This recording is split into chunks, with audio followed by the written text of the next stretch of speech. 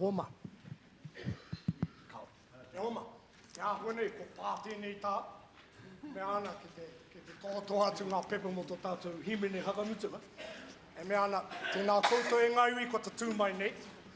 Tēnā koutou te papatongo rewa, koutou kaitiaki o tō tātou whare kario e tū nei tēnei e nei rangi.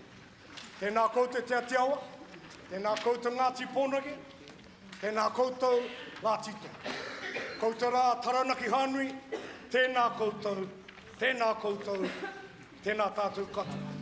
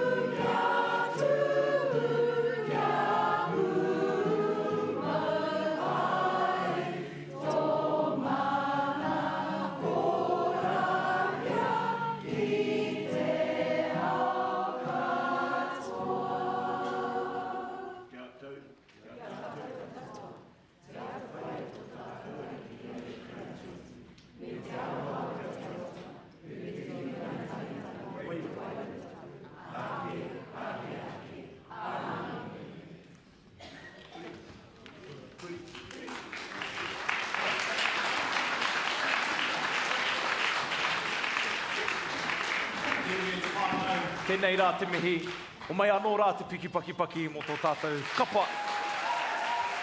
Teke mai nei ki runga ki te papatū wai. Kapa e te whānau, well, day 1 over, day 2 a pōpō, hoki rawa mai, and we'll see you then. Pō Māori e te whānau, and for those of you going to the dinner, ka kitea koutou ai ni a kene. Ka pai? Mihi ana e te whānau, mauri ora.